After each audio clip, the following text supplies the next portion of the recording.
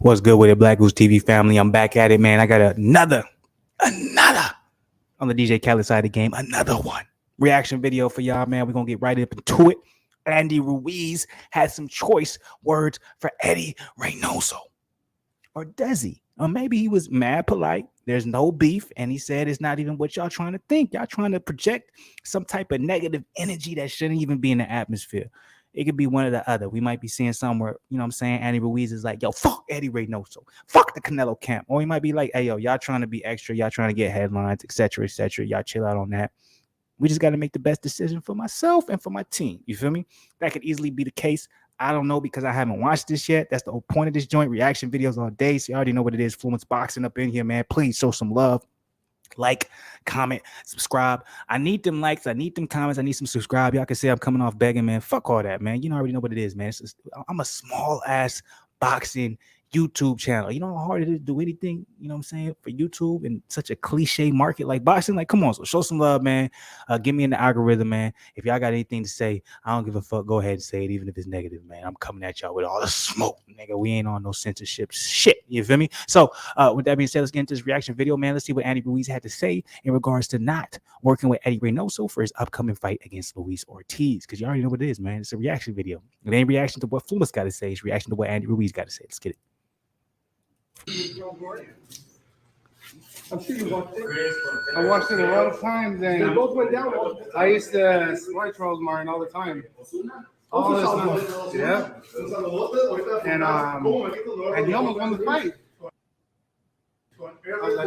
He was winning before he got stopped. I don't know what happened. I think he got hit in the temple, and then he just blacked out, and then he was just looking at I don't know what, and Ortiz just got him. It was weird.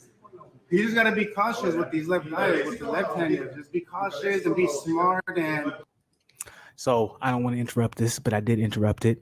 I disagree with Andy Ruiz. Maybe he didn't actually watch the fight, but if you watch the fight, yeah, Charles Martin was winning in the first like 2 rounds, and then you seen when Charles got touched with that real Cuban power.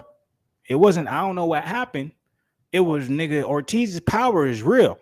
If you follow Luis Ortiz, everyone he's touched with that power, other than Malik Scott and Deontay Wilder, they do the same thing. They be like, God damn, this nigga hit hard. And shit just go crazy. So that's just my personal opinion on that statement. I could be 100% wrong, but it is what it is. Let's go. Make every punch. You can't just throw any punch, you know, because they're here to counter punch and throw punches at different directions. And that's exactly what we've been working on. And it's not easy. It's difficult. So that's why I have him throwing a lot of punches, a lot of different angles that I feel King Kong does. You know, he opens up too. So I gotta stay tight and boom, boom, counter punch. I could box too. I've been boxing these tall ass guys as well, and so I'm ready for me to go inside and pressure, and I'm ready to box around. I think I'm gonna do both styles in that fight. What's your favorite punch? And if you had to, like the one punch you love the most? I think it's the combinations. The combinations is what makes me interesting, and the speed. I can't just throw just one punch. We've been practicing a lot of combinations, throwing the right hand, the body, a lot of feints. You know, pretend I'm gonna throw this one and throw that one. I'd be dropping guys in sparring too, by throwing combinations. You know, so I think that's what helps me out a lot. Throwing combinations and being explosive. Your hand speed is deceiving. No one gives you credit, but you maybe top 5 in boxing in hand speed.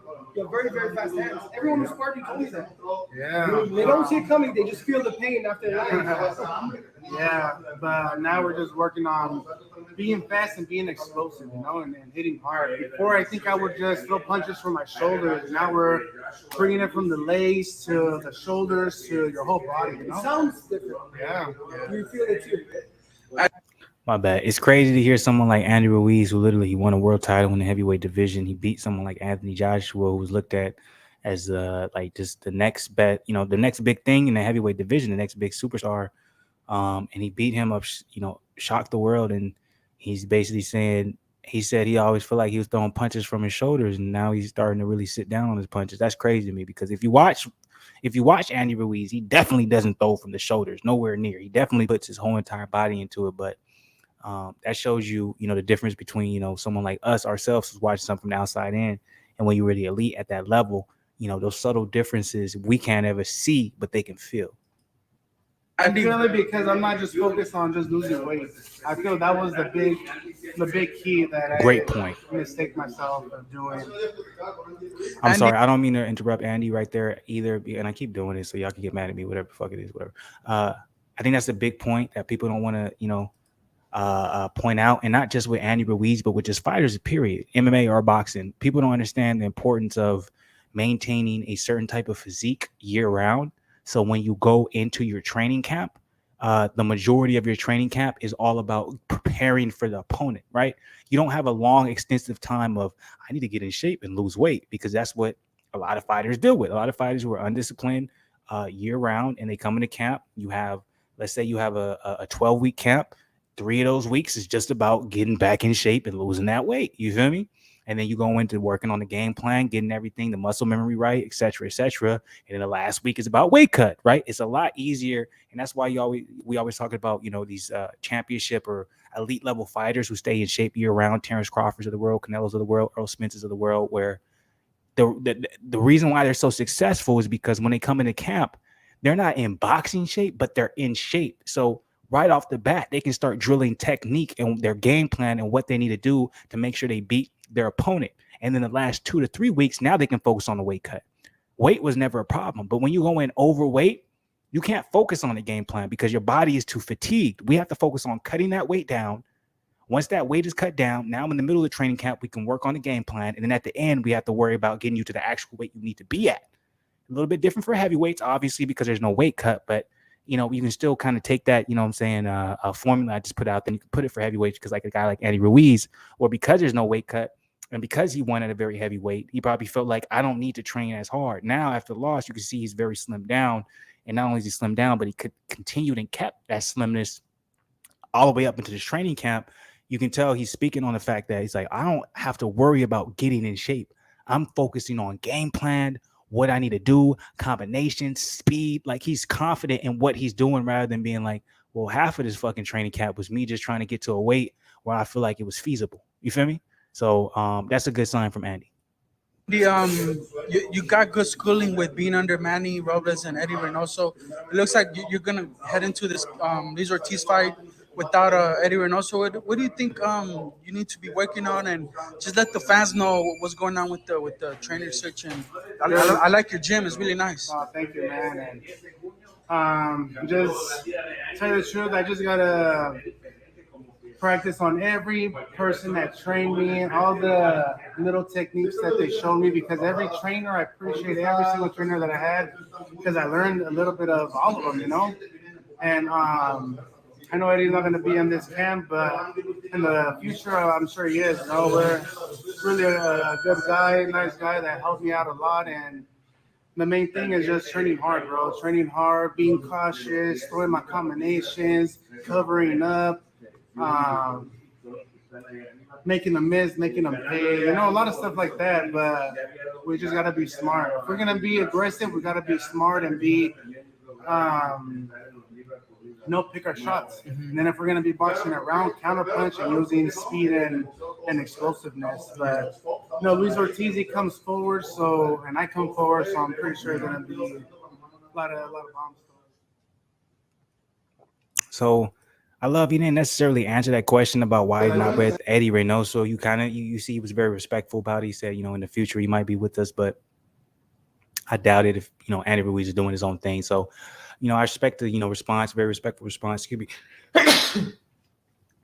Very respectful response at the end of the day. Something I thought that was interesting. Sorry about that, y'all.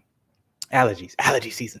But something I thought was interesting about that statement was he talked about Luis Ortiz at the very end, and he said, Luis Ortiz likes to come forward. I like to come forward. So it's going to be a hell of a fight. Ortiz does not come forward. Ortiz controls the entire ring based off of his jab.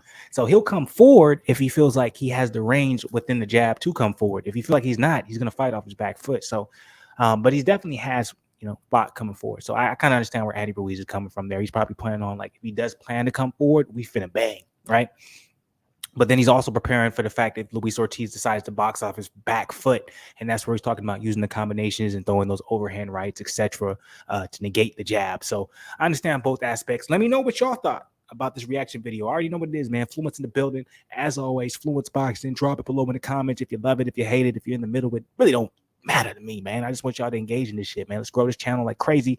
I was saying it before when we went on that hiatus that I didn't want to go on. It was out of my control. Came back, said we finna grow this channel crazy.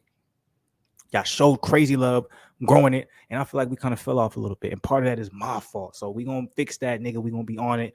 Ain't nothing stopping. The train is moving crazy. And if I even want to make it seem even crazier, I'm talking about A-Train, nigga, the boys type shit. We moving that crazy A-Train side of the game. But hey, yo, Fluence, I'm out of here for now. Love y'all. Appreciate y'all, man. Once again, hit the like button, subscribe to the channel, man. On social nigga side of the game. I'll be back.